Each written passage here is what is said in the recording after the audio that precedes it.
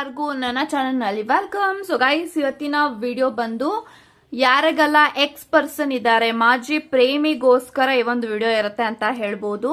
So ನಿಮ್ಮ ex person ಬಗ್ಗೆ ಈ ಒಂದು ವಿಡಿಯೋನಲ್ಲಿ ಇರುತ್ತೆ. ಸೊ ಈ ಒಂದು ರೀಡಿಂಗ್ ಅಲ್ಲಿ ಯಾವುದೇ ರೀತಿ ಆಪ್ಷನ್ಸ್ ಇರೋದಿಲ್ಲ, ಜಸ್ಟ್ ರ್ಯಾಂಡಮ್ ವಿಡಿಯೋ ಅಂತ ನಾನು ಹೇಳ್ತೀನಿ. ಸೊ ನನಗೆ ಈ ಒಂದು ಮೊಮೆಂಟ್ ಅಲ್ಲಿ ಫೀಲ್ ಆಯ್ತು ಈ ಒಂದು ಟಾಪಿಕ್ ಬಗ್ಗೆ ವಿಡಿಯೋ ಮಾಡಬೇಕು ಅಂತ. ಸೊ ತುಂಬಾ ಜನ ಐ ಥಿಂಕ್ ಮ್ಯಾನಿಫೆಸ್ಟ್ ಮಾಡ್ತಾ ಇದ್ದೀರಾ, ಲೈಕ್ ನಿಮ್ಮ ಎಕ್ಸ್ ಪರ್ಸನ್ ಅವರ ಜೀವನದಲ್ಲಿ ಏನ್ ನಡೀತಾ ಇದೆ ಅದೆಲ್ಲ ತಿಳ್ಕೊಳ್ಬೇಕು ಅಂತ ನೀವೇನಾದ್ರೂ ಮ್ಯಾನಿಫೆಸ್ಟ್ ಮಾಡ್ತಾ ಇದ್ರ ಅಥವಾ ಏನಾದ್ರೂ ನಿಮ್ಮ ಎಕ್ಸ್ ಪರ್ಸನ್ ಬಗ್ಗೆ ಥಿಂಕ್ ಮಾಡ್ತಾ ಇದ್ರ ಅಂತ ಅಂದ್ರೆ, ಯಾಕೋ ನಂಗೆ ತುಂಬಾ ಇಂಟೆನ್ಷನ್ಸ್ ಬರ್ತಾ ಇತ್ತು, I could not control. So ex person ಬಗ್ಗೆ ವಿಡಿಯೋ ಮಾಡಬೇಕು ಅಂಡ್ ಈ ಒಂದು ವಿಡಿಯೋನ ಅಪ್ಲೋಡ್ ಮಾಡಬೇಕು ಅಂತ ಹೇಳಿ ಈ ಒಂದು ವಿಡಿಯೋನ ನಾನು ಶೂಟ್ ಮಾಡ್ತಾ ಇದ್ದೀನಿ. ಸೊ ಇದರಲ್ಲಿ ಯಾವುದೇ ರೀತಿ ಇಂಟೆನ್ಷನ್ ಇರಲಿಲ್ಲ ನಾನು ಮಾಡಬೇಕು ಈ ಒಂದು ವಿಡಿಯೋ ಅಂತ ಹೇಳಿ. ಸೊ ರ್ಯಾಂಡಮ್ ಆಗಿ ಒಂದು ಥಾಟ್ ಬಂದಿರೋದ್ರಿಂದ ವೈ ನಾಟ್ ಅಂತ ಹೇಳಿ ಮಾಡ್ತಾ ಇದ್ದೀನಿ. ಸೊ ಕಾನ್ಸೆಪ್ಟ್ ಏನು ಅಂತ ಅಂದ್ರೆ, ನಿಮ್ಮ ಎಕ್ಸ್ ಪರ್ಸನ್ ಜೀವನ ಹೇಗಿದೆ, ನಿಮ್ಮ ಮಾಜಿ ಪ್ರೇಮಿಯ ಜೀವನ ಹೇಗಿದೆ, ಸೊ ನೀವಿಲ್ದಿರುವಂತ ಜೀವನ ಯಾವ ತರ ಇದೆ, ಯಾವ ರೀತಿನಲ್ಲಿ ಆ ಒಂದು ವ್ಯಕ್ತಿ ಇದ್ದಾರೆ, ಎಲ್ಲವೂ ಕೂಡ ಈ ಒಂದು ವಿಡಿಯೋನಲ್ಲಿ ಅಪ್ಡೇಟ್ ಇರುತ್ತೆ ಅಂತ ಹೇಳ್ತಾ ವಿಡಿಯೋನ ಸ್ಟಾರ್ಟ್ ಮಾಡೋಕ್ಕಿಂತ ಮುಂಚೆ ನನ್ನ ಚಾನಲ್ಗೆ ಇನ್ನೂ ಯಾರು ಸಬ್ಸ್ಕ್ರೈಬ್ ಮಾಡ್ಕೊಂಡಿಲ್ಲ ಗೈಸ್, ಪ್ಲೀಸ್ ಸಬ್ಸ್ಕ್ರೈಬ್ ಮಾಡ್ಕೊಳ್ಳಿ ಅಂತ ಹೇಳ್ತಾ ಇವಾಗ ವಿಡಿಯೋನ ಸ್ಟಾರ್ಟ್ ಮಾಡೋಣ. ಸೊ ಲೆಟ್ಸ್ ಸಿ ನಿಮ್ಮ ಎಕ್ಸ್ ಪರ್ಸನ್ ಯಾವ ತರ ಅವರ ಜೀವನ ಇದೆ, ಹೇಗಿದೆ ಅವರ ಜೀವನ ಅಂತೆಲ್ಲ ನೋಡೋಣ. ಓಕೆ, ಅವರ ನೇಮ್ನ ಒಂದು 3 times ಹೇಳಿ ನೋಡೋಣ. ಓಕೆ ಓಕೆ 10 of cups ಇದೆ,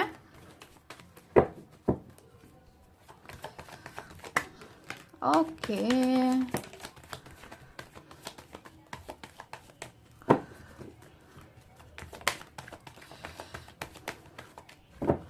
so bottom of the card 6 of wands ಇದೆ. ಸೊ ಗೈಸ್, ಯಾರೆಲ್ಲ ಈ ಒಂದು ವಿಡಿಯೋನ ನೋಡ್ತಾ ಇದ್ರ, bottom of the card 6 of wands ಇದೆ, 10 of cups ಇದೆ, 10 of swords ಇದೆ, ಟವರ್ ಇದೆ, 6 of swords ಇದೆ, and I have 4 of wands and ಅದಾದ್ಮೇಲೆ 7 of wands.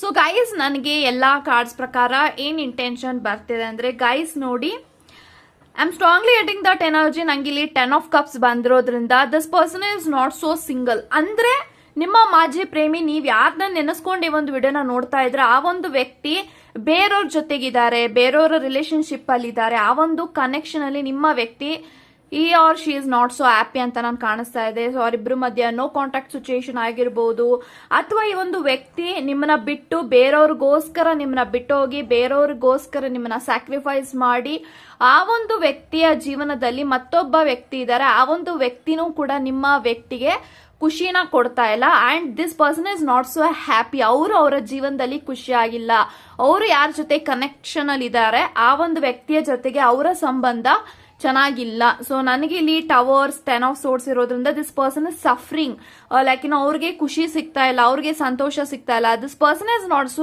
ಹ್ಯಾಪಿ ಬಿಕಾಸ್ ಯಾಕೆ ಅಂತ ಅಂದ್ರೆ, ಎಲ್ಲೋ ಒಂದು ಕಡೆ ಅವ್ರಿಗೆ ಗಿಲ್ಟ್ ಕಾಡ್ತಾ ಇರ್ಬೋದು. ಸೊ ಈ ಒಂದು ವ್ಯಕ್ತಿಗೋಸ್ಕರ ನಾನು ನನ್ನ ಪಾರ್ಟ್ನರ್ನ ಬಿಟ್ಟು, ನನ್ನನ್ನ ಪ್ರೀತಿ ಮಾಡುವಂತ ವ್ಯಕ್ತಿನ ಬಿಟ್ಟು ಇವ್ರನ್ನ ಆಯ್ಕೆ ಮಾಡ್ಕೊಂಡ. ಸೊ ಈ ತರ ಅವ್ರಿಗೆ ಗಿಲ್ಟ್ ಕಾಡ್ತಾ ಇದೆ ಅಂಡ್ ಈ ಒಂದು ವ್ಯಕ್ತಿ ಅವ್ರು ಯಾರ ಜೊತೆ ಕನೆಕ್ಷನ್ ಅಲ್ಲಿ ಇದ್ದಾರೆ, ಮೇ ಬಿ ಆ ಒಂದು ವ್ಯಕ್ತಿನೂ ಕೂಡ ನಿಮ್ಮ ಪರ್ಸನ್ಗೆ ಆ ಪ್ರೀತಿನ ಕೊಡ್ತಾ ಇಲ್ಲ. ಸೊ ಅವರು ನಿಮ್ಮ ಪಾರ್ಟ್ನರ್ನ ಇಗ್ನೋರ್ ಮಾಡ್ತಾ ಇರ್ಬೋದು, ಅವಾಯ್ಡ್ ಮಾಡ್ತಾ ಇರ್ಬೋದು, ಕೇರ್ಲೆಸ್ ಮಾಡ್ತಾ ಇರ್ಬೋದು. ಸೊ ನಾನ್ ಯಾಕೆ ಇವ್ರ ಬಗ್ಗೆ ಇವ್ರನ್ನ ಇಷ್ಟು ಚೆನ್ನಾಗಿ ನೋಡ್ಕೊಳ್ಬೇಕು, ನಾನ್ ಯಾಕೆ ಇವ್ರ ಬಗ್ಗೆ ಕೇರ್ ಮಾಡ್ಬೇಕು, ಬಿಡು ಹೋದ್ರೆ ಹೋಗ್ತಾರೆ, ಈ ತರ ಉಡಾಫೆ ಮಾಡ್ತಾ ಇರ್ಬೋದು ನಿಮ್ಮ ಪಾರ್ಟ್ನರ್ನ. ಸೊ ಇವಾಗ ಅವ್ರಿಗೆ ಅರ್ಥ ಆಗ್ತಾ ಇದೆ ನಿಜವಾದ ಪ್ರೀತಿ ಅಂದ್ರೆ ಹೇಗಿರುತ್ತೆ, ನಿಜವಾದ ಲವ್ ಅಂದ್ರೆ ಹೇಗಿರುತ್ತೆ ಅಂತ. ಸೊ ಈ ಒಂದು ವ್ಯಕ್ತಿ ಯಾವ ತರ ಸಿಚುಯೇಷನ್ ಅಲ್ಲಿ ಇದ್ದಾರೆ ಅಂತ ಅಂದ್ರೆ, ಪ್ರೀತಿಗೆ ಇರುವಂತ ಬೆಲೆ ಮೋಹಕ್ಕೆ ಇಲ್ಲ. ಸೊ ಪ್ರೀತಿಗೆ ತುಂಬಾ ದೊಡ್ಡ ಶಕ್ತಿ ಇದೆ. ಸೊ ಪ್ರೀತಿನ ಯಾವಾಗ ಬೇಕಾದ್ರೂ ಹೇಗೆ ಬೇಕಾದ್ರೂ ಯಾರ ಜೊತೆನೂ ಕೂಡ ಆಗೋದಿಲ್ಲ. ಸೊ ಪ್ರೀತಿ ಆಗೋದು ಒಂದೇ ಸತಿ. ಸೊ ಪ್ರೀತಿಗೂ ಮೋಹಕ್ಕೂ ತುಂಬಾ ಡಿಫರೆನ್ಸ್ ಇದೆ ಅಂಡ್ ಅವ್ರಿಗೆ ಗೊತ್ತಾಗಿದೆ ನಿಮ್ಮ ಜೊತೆಗಾಗಿರೋದು ಪ್ರೀತಿ, ಇವರ ಜೊತೆಗಿರೋದು ಮೋಹ ಅಂತ. ಸೊ ಈ ಒಂದು ವ್ಯಕ್ತಿಗೆ ಅನ್ಕೊಳ್ತಾ ಇದ್ದಾರೆ, ನಾನು ಎಷ್ಟು ರಾಂಗ್ ಡಿಸಿಷನ್ ತಗೊಂಡೆ, ಎಷ್ಟು ತಪ್ಪು ಮಾಡಿದೀನಿ ಅಂದ್ರೆ ನಿಮಗೆ ತುಂಬಾನೇ ಅವಮಾನ ಮಾಡಿದ್ದಾರೆ. ಈ ಒಂದು ವ್ಯಕ್ತಿ ಯಾವ ತರ ಇದ್ದಾರೆ ಅಂದ್ರೆ, ಈ ಒಂದು ವ್ಯಕ್ತಿ ಒಳ್ಳೆಯವರಾಗಕ್ಕೆ ಬೇರೆಯವ್ರನ್ನ ಕೆಟ್ಟವ್ರಾಗಿ ಮಾಡ್ತಾರೆ. ಸೊ ನಿಮ್ಮ ವಿಚಾರದಲ್ಲೂ ಅದೇ ಆಗಿದೆ. ಸೊ ಅವರು ಒಳ್ಳೆಯವರು ಅಂತ ತೋರಿಸ್ಕೊಳ್ಳೋದಕ್ಕೆ, ಅವರು ಸಾಚ ಅಂತ ತೋರಿಸ್ಕೊಳ್ಳೋದಕ್ಕೆ ನಿಮ್ಮನ್ನ ಎಲ್ಲಾರ ಮುಂದೆ ಕೆಟ್ಟವ್ರು ಮಾಡಿ ಅವರ ಲೈನ್ ನ ಕ್ಲಿಯರ್ ಮಾಡ್ಕೊಳ್ಳೋದಕ್ಕೆ ನಿಮ್ಮ ಮೇಲೆ ಎಲ್ಲಾ ಇಲ್ದಿದ್ ಸಲ್ದಿದ್ನ ಹೇಳಿ this person is facing their karma. So ಅವರ ಕರ್ಮನ ಅವ್ರು ಫೇಸ್ ಮಾಡ್ತಾ ಇದಾರೆ. ಅಂಡ್ ಅವ್ರ ಜೀವನ ಯಾವ ತರ ಇದೆ ಅಂತ ಅಂದ್ರೆ, ಈ ಒಂದು ವ್ಯಕ್ತಿಯ ಜೀವನದಲ್ಲಿ ತುಂಬಾನೇ ಸ್ಟ್ರಗಲ್ ನೋಡ್ತಾ ಇದೀನಿ. So 10 of Swords energy is a struggling energy. So ಆ ಒಂದು ವ್ಯಕ್ತಿ ಏನೇ ಮಾಡಕ್ ಹೋದ್ರು ಅವ್ರ ಲೈಫಲ್ಲಿ ಒಳ್ಳೇದು ಆಗ್ತಾ ಇಲ್ಲ. ಸೊ ಅವರು ತುಂಬಾ ಪ್ರಯತ್ನ ಪಡ್ತಾ ಇದಾರೆ, ಅವ್ರಿಗೆ ಕಷ್ಟದಿಂದ ಆಚೆಗೆ ಬರಬೇಕು, ಎಲ್ಲಾ ಪ್ರಾಬ್ಲಮ್ಸ್ಗೂ ಸೊಲ್ಯೂಷನ್ ಸಿಗಬೇಕು, ನಾನ್ ಖುಷಿಯಾಗಿರ್ಬೇಕು, ಎಲ್ಲಾ ಟ್ರೈ ಮಾಡ್ತಾ ಇದಾರೆ. ಅವ್ರು ಏನು ಟ್ರೈ ಮಾಡ್ತಾ ಇಲ್ಲ ಅಂತಲ್ಲ, ಎಲ್ಲಾರಿಂದ ದೂರ ಹೋಗ್ಬೇಕು, ಎಲ್ಲಾರಿಂದ ನಾನು ಮೌನ ಆಗ್ಬೇಕು, ಯಾರ ಜೊತೆನೂ ಮಾತಾಡಬಾರ್ದು, ನಾನು ಹೀಲ್ ಆಗ್ಬೇಕು, ನಾನ್ ಚೆನ್ನಾಗಿ ಆಗ್ಬೇಕು, ಸಂತೋಷವಾಗಿರ್ಬೇಕು, ಅಂಡ್ ನನ್ನ ಹ್ಯಾಪಿನೆಸ್ ನ ಹುಡ್ಕೊಳ್ಬೇಕು ಎಲ್ಲ ಈ ಒಂದು ವ್ಯಕ್ತಿಗೆ ಫೀಲ್ ಆಗ್ತಾ ಇದ್ರು ಕೂಡ ಅವರು ಆಕ್ಷನ್ ತಗೊಳ್ಳೋದಿಕ್ ಆಗ್ತಾ ಇಲ್ಲ. ಅಂಡ್ ಈ ಒಂದು ವ್ಯಕ್ತಿ ಅವರ ಲೈಫ್ ನ ಲೀಡ್ ಮಾಡೋದಿಕ್ ಆಗ್ತಾ ಇಲ್ಲ, ಅವ್ರಿಗೆ ಹೇಗ್ ಬೇಕೋ ಹಾಗೆ ಲೈಫ್ ನ ಲೀಡ್ ಮಾಡಕ್ ಆಗ್ತಾ ಇಲ್ಲ. Because this person is thinking ನನ್ನ ಲೈಫ್ ಮುಗ್ದೋಯ್ತು, ನನ್ನ ಜೀವನ ಸರಿ ಹೋಗಲ್ಲ, ನನ್ನ life is completely gone, so ನನ್ನ ಜೀವನ ಯಾವ್ದೇ ಕಾರಣಕ್ಕೂ ಬದಲಾಗಲ್ಲ, ಈ ತರ ಅವ್ರ ಮೈಂಡ್ ಬಂದ್ಬಿಟ್ಟಿದೆ. ಸೊ ಇವಾಗ ಅವ್ರು ಯೋಚನೆ ಮಾಡ್ತಾ ಇದಾರೆ, ನಾನು ಎಷ್ಟೇ ಒಳ್ಳೆಯವನಾಗಿದ್ದೀನಿ, ಬದಲಾಗಿದ್ದೀನಿ ಅಂತ ನಾನು ಹೇಳಿದ್ರು ಕೂಡ ಯಾರು ನನ್ನ ಮಾತನ್ನ ನಂಬಲ್ಲ. ಯಾಕಂದ್ರೆ ಒಂದು ಸತಿ ನಂಬಿಕೆ ಹೋಯ್ತು, ಒಂದು ಸತಿ ಒಬ್ಬ ವ್ಯಕ್ತಿಯಿಂದ ಆ ಒಂದು ನಂಬಿಕೆ ಹೋಗ್ತಾ ಇದೆ, ಕಳ್ಸ್ಕೊಂಡ್ ಬೀಳ್ತಾ ಇದೆ ಅಂದ್ರೆ ಯಾರು ಕೂಡ ಮತ್ತೆ ಆ ಒಂದು ವ್ಯಕ್ತಿನ ನಂಬೋಲ್ಲ ಅನ್ನೋದು ಈ ಒಂದು ವ್ಯಕ್ತಿಗೆ ಅರ್ಥ ಆಗ್ತದೆ. ಸೊ ನನ್ನನ್ನ ಇವಾಗ ನಾನು ಬದಲಾಗಿದ್ದೀನಿ, ನಾನು ಚೆನ್ನಾಗ್ ಆಗಿದ್ದೀನಿ, ನಾನು ಒಳ್ಳೆ ವ್ಯಕ್ತಿಯಾಗಿ ಟರ್ನ್ ಆಗಿದ್ದೀನಿ ಅಂತ ಅಂದ್ರೂ ಕೂಡ ಯಾರು ನನ್ನ ಮಾತನ್ನ ನಂಬಲ್ಲ. ಯಾಕಂತಂದ್ರೆ ಆ ಒಂದು ವ್ಯಕ್ತಿ ಅವ್ರನ್ನ ಅವರು ಕಳ್ಕೊಂಡಿದ್ದಾರೆ. ಸೊ ಅವ್ರಿಗೆ ನಿಮ್ಮ ಮೇಲೆ ತುಂಬಾನೇ ಪ್ರೀತಿ ಇದೆ, ಆಕ್ಚುಲಿ ತುಂಬಾ ಗೌರವ ಬರ್ತಾ ಇದೆ. ಯಾಕೆಂತ ಅಂದ್ರೆ ಅವ್ರ ತಪ್ಪುಗಳು ಅವ್ರಿಗೆ ಅರಿವಾಗಿದೆ, ಎಲ್ಲಾನು ಕೂಡ ಅರಿವಾದಾಗ ಅವರ ಜೀವನದಲ್ಲಿ ಏನು ಕೂಡ ಇಲ್ಲ. So everything is zero. So ಇವಾಗ ನಿಮ್ಮ ಲೈಫಲ್ಲಿ ಐ ಥಿಂಕ್ ನೀವು ಒಂದು ಒಳ್ಳೆ ಸ್ಟೇಜ್ಗೆ ಬಂದಿದ್ದೀರಾ. ನಿಮ್ಮನ್ನ ನೋಡಿದಾಗ ತುಂಬಾ ಜನ ಇನ್ಸ್ಪಿರೇಷನ್ ಆಗಿ ತಗೊಳ್ತಾ ಇರ್ಬೋದು. ಮೇ ಬಿ ನೀವು ಮಾಡ್ತಿರೋ ಕೆಲಸ ತುಂಬಾ ಒಳ್ಳೆ ಕೆಲಸ ಅಂತ ಹೇಳ್ಬೋದು. ಸೊ ಅದೆಲ್ಲಾನು ಕಂಪೇರ್ ಮಾಡಿ ಅವರ ಲೈಫ್ ಒಟ್ಟಿಗೆ ಚೇಂಜ್ ನ ನೋಡಿದಾಗ you are living a better life than this person. So ಇದೆಲ್ಲ ಅವ್ರಿಗೆ ಅನಿಸ್ತಾ ಇರುತ್ತೆ. ಸೊ ನಿಮ್ಮನ್ನ ನೋಡಿದಾಗೆಲ್ಲ ಅವ್ರಿಗೆ ಗಿಲ್ಟ್ ಕಾಡುತ್ತೆ, ಇಂಥ ಒಂದು ಪರ್ಸನ್ ಕಳ್ಕೊಂಡ, ಇಂಥ ಒಂದು ವ್ಯಕ್ತಿನ ನಾನು ಕಳ್ಕೊಂಡ. ಸೊ ಈ ಒಂದು ವ್ಯಕ್ತಿ ನನ್ನ ಜೀವನದಲ್ಲಿ ಅಗತ್ಯ ಇತ್ತು, ಇಂಥ ಒಂದು ಒಳ್ಳೆ ಪಾರ್ಟ್ನರ್, ಒಂದು ಸಪೋರ್ಟಿವ್ ಆಗಿರುವಂತ ಪಾರ್ಟ್ನರ್ ಯಾರು ಕೂಡ ಯಾರಿಗೂ ಸಿಗೋದಿಲ್ಲ, ಬಟ್ ನಂಗೆ ಸಿಕ್ಕಿದ್ರು, ಬಟ್ ನಾನು ಉಳಿಸ್ಕೊಳಕ್ ಆಗಿಲ್ಲ ಅಂತ. ಸೊ ಐ ಥಿಂಕ್ ನೀವು ತುಂಬಾ ಈ ಒಂದು ವ್ಯಕ್ತಿನ ಹಚ್ಕೊಂಡಿದ್ರಿ, ಪ್ರೀತಿ ಮಾಡಿದ್ರಿ.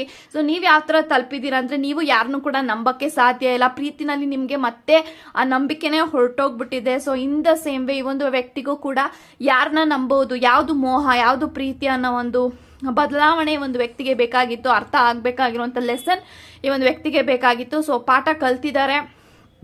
ಸೊ ಐ ಥಿಂಕ್ ಮುಂದೆ ಬರುವಂತ ದಿನಗಳಲ್ಲಿ ಈ ಒಂದು ಥರ್ಡ್ ಪಾರ್ಟಿ ಸಿಚುಯೇಷನ್ ಏನಿದೆ, ಆ ಒಂದು ಥರ್ಡ್ ಪಾರ್ಟಿ ಸಿಚುಯೇಷನ್ ಇಂದ ಒಂದು ವ್ಯಕ್ತಿ ಆಚೆಗೆ ಬರ್ತಾ ಇದ್ದಾರೆ. This person cannot live with them. ಅವ್ರ ಜೊತೆಗೆ ಲೈಫ್ ನ ಲೀಡ್ ಮಾಡಕ್ ಆಗಲ್ಲ, ಸಂಬಂಧನ ಸರಿ ಮಾಡ್ಕೊಳಕ್ ಆಗಲ್ಲ ಅನ್ನೋದು ಅವ್ರಿಗೆ ಗೊತ್ತಾಗೋಗ್ಬಿಟ್ಟಿದೆ. ಸೊ ಇವಾಗ ಒಂದು ನೆಲೆ ಬೇಕು ಈ ಒಂದು ವ್ಯಕ್ತಿಗೆ. ಅವ್ರು ಕ್ಲಿಯರ್ ಆಗಿದ್ದಾರೆ ನನ್ನ ಲೈಫಲ್ಲಿ ಯಾರು ಇರಬೇಕು, ಯಾರು ಇರಬಾರ್ದು ಅಂತ. ಸೊ ಇವಾಗ ಅವ್ರು ಯೋಚಿಸ್ತಾ ಇದ್ದಾರೆ, ನಾನು ನನ್ನ ಜೀವನದಲ್ಲಿ ಒಂದು ಒಳ್ಳೆ ಸ್ಥಾನಕ್ಕೆ ಬರಬೇಕು, ನನ್ನನ್ನು ನಾನು ಪ್ರೂವ್ ಮಾಡ್ಕೊಳ್ಬೇಕು, ನಾನು ಕೂಡ ಬದಲಾಗೋ ಬಲ್ಲೆ. ಸೊ ಈ ತರ ನಾನು ಪ್ರೂವ್ ಮಾಡ್ಕೊಳ್ಬೇಕು, ಫಸ್ಟ್ ನನ್ನನ್ನು ನಾನು ಹೀಲ್ ಮಾಡ್ಕೊಳ್ಬೇಕು, ಅಂಡ್ ನಾನು ಫಸ್ಟ್ ಸ್ಟೇಬಲ್ ಆಗಬೇಕು, ನಾನು ಒಂದು ಒಳ್ಳೆ ಮಟ್ಟಕ್ಕೆ ನನ್ನ ಜೀವನವನ್ನ ತಗೊಂಡ್ ಬರಬೇಕು. ಆವಾಗ ನಾನು ಎಲ್ಲಾರನ್ನೂ ಅಂದ್ರೆ ಎಲ್ಲಾರು ನನ್ನ ನಂಬ್ತಾರೆ. ಅಲ್ಲಿವರೆಗೂ ನಾನು ಯಾರಿಗೂ ಕೂಡ ನನ್ನ ನಂಬಿ ಅಂತ ಹೇಳಕ್ಕಾಗಲ್ಲ. ಸೊ ಇದು ಅವ್ರಿಗೆ ಅರ್ಥ ಆಗಿದೆ. ಸೊ ಹಾಗಾಗಿ ಒಂದು ವ್ಯಕ್ತಿ ಅವರ ಲೈಫ್ ಕರಿಯರ್ ಮೇಲೆ ಫೋಕಸ್ ಮಾಡ್ತಾ ಟ್ರಾವೆಲಿಂಗ್ ಮಾಡ್ತಾ ಇರ್ಬೋದು. ಸೊ ತುಂಬಾ ಟ್ರಾವೆಲಿಂಗ್ ಎನರ್ಜೀಸ್ ನಾನು ನೋಡ್ತಾ ಇದ್ದೀನಿ. ಈ ಒಂದು ವ್ಯಕ್ತಿ ಪ್ಲೇಸ್ ಟು ಪ್ಲೇಸ್ ಓಡಾಡ್ತಾ ಇದ್ದಾರೆ. And this person is thinking, ನನ್ನ ಜೀವನವನ್ನ ಬದಲಾಯಿಸ್ಕೊಳ್ಳೋದಕ್ಕೆ ಏನ್ ಬೇಕಾದ್ರೂ ಮಾಡ್ಬೋದು, ಯಾವ್ದೇ ಒಂದು ಎಕ್ಸ್ಟೆಂಟ್ಗೂ ಕೂಡ ಒಂದು ವ್ಯಕ್ತಿ ಹೋಗ್ತಾರೆ ಅಂತಾನೂ ಕೂಡ ಹೇಳ್ಬೋದು.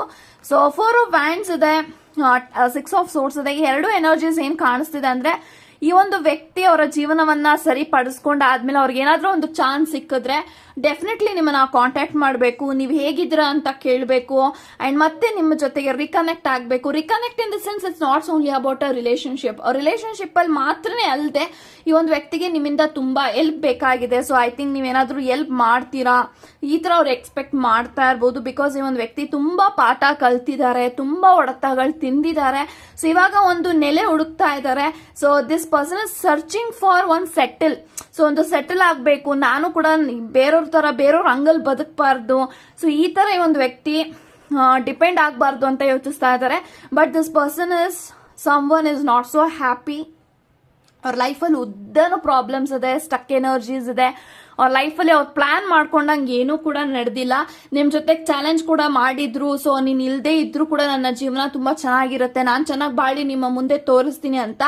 ಬಟ್ ಆ ಒಂದು ಚಾಲೆಂಜಿಂಗ್ ನ ನಿಮ್ಮ ಪಾರ್ಟ್ನರ್ಗೆ ನೀವು ಮಾಡದೆ ಅದನ್ನ ನೀವು ನಿಮ್ಮ ಪಾರ್ಟ್ನರ್ ಮುಂದೆ ತೋರಿಸಿದ್ದೀರಾ. ನೀನಿಲ್ಲ ಅಂದ್ರೂ ಕೂಡ ನನ್ನ ಜೀವನದಲ್ಲಿ ನಾನು ಬದುಕ್ತೀನಿ, ನಾನು ಕೂಡ ಒಂದು ಒಳ್ಳೆ ಸ್ಥಾನಕ್ಕೆ ಹೋಗಿ ಹೆಸರು ಮಾಡಿ ತೋರಿಸ್ತೀನಿ ಅಂತ ಹೇಳಿ ನೀವು ಚಾಲೆಂಜ್ ಮಾಡಿದಿರಾ ನಿಮ್ಮ ಪಾರ್ಟ್ನರ್ಗೆ. ಸೊ ಪಾರ್ಟ್ನರ್ ನೀವು ಈ ತರ ನನಗೆ ಎನರ್ಜೀಸ್ ಕಾಣಿಸ್ತಾ ಇದೆ. So I think there is lot of debate, ಅಂದ್ರೆ ನಿಮ್ಮಿಬ್ಬರ ಮಧ್ಯೆ ತುಂಬಾ ಡಿಬೇಟ್ ನಡೆದಿದೆ. ಸೊ ಎಲ್ಲ ನಡೆದು ಎಲ್ಲಾನು ಕೂಡ ನೀವು ಸಾಧನೆ ಮಾಡಿದ್ರ. ಬಟ್ ದಿಸ್ ಪರ್ಸನ್ ಇಸ್, ಅವ್ರಿಗೆ ಅನಿಸ್ತಾ ಇದೆ ನಾನೇ ಸೋತೋಗ್ಬಿಟ್ಟೆ ಈ ಒಂದು ವ್ಯಕ್ತಿಯ ಮುಂದೆ, ಸೊ ನಾನೇನು ಕೂಡ ಮಾಡೋಕ್ಕಾಗಿಲ್ಲ. ಬಟ್ ಅವರು ಅವರ ಬದುಕುನ ಕಟ್ಕೊಂಡ್ರು, ನಾನಿಲ್ಲಿ ಮೋಸ ಹೋದೆ, ನನ್ನ ಒಂದು ಕರ್ಮ ಇದು ಅಂತ ಇವರು ಯೋಚನೆ ಮಾಡ್ತಾ ಇದ್ದಾರೆ. So thank you so much guys.